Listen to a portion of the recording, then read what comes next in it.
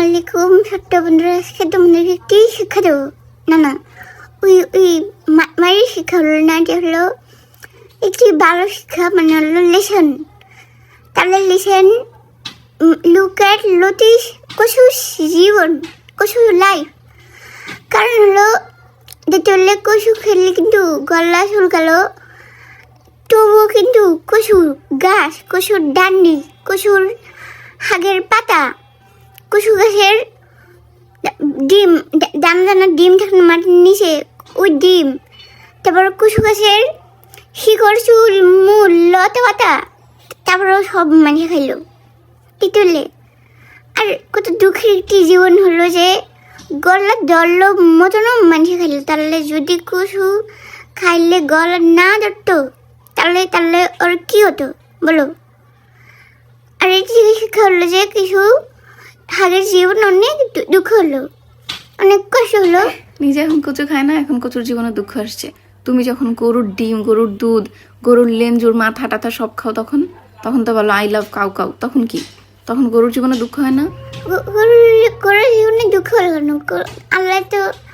আল্লাহ বলেছে গরু খাইতে বলেছে না, গরু মানুষের খাবে দেখেই বানানো হলো, আল্লাহ বানিয়েছে। এখন নিজে পছন্দ করো, এই জন্য গরু খাবারের জন্য বানাইছে। তাহলে কচু শাক বানাইছে কার জন্য? রুটি চলনি, কচু শাক খাওয়ানোর জন্য বানিয়েছে। কিন্তু হলো কচু শাক গরু ছাগলে খাওয়ানোর জন্য বানিয়েছে। তো তোমার জন্য তো গরু ছাগলে বাগে বলো না কোনো হাত পাতা।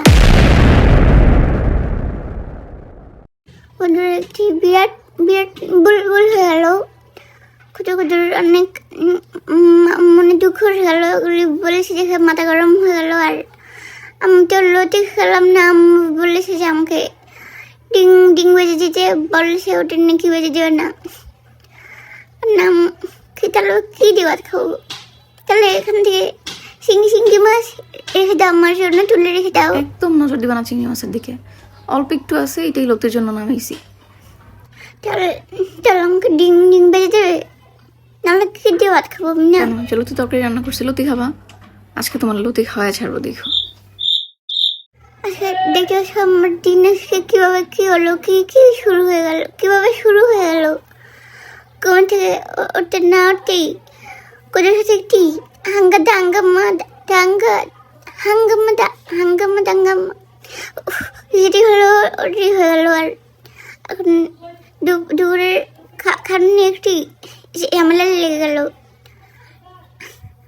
মনে হয় আজকে লুচি খেতেই হলো। তাহলে যদি গলা ধরেছেন তাহলে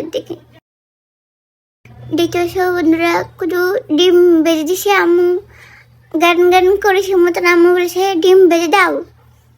এখন আবার শুধু গান করে ডিম বেজেছে। আর ডিম বাজি হলে ভাত খাবো। তার তোমার লুচি মুচি রানলে বাবা ওদের একটি ডিম বেজে দিও।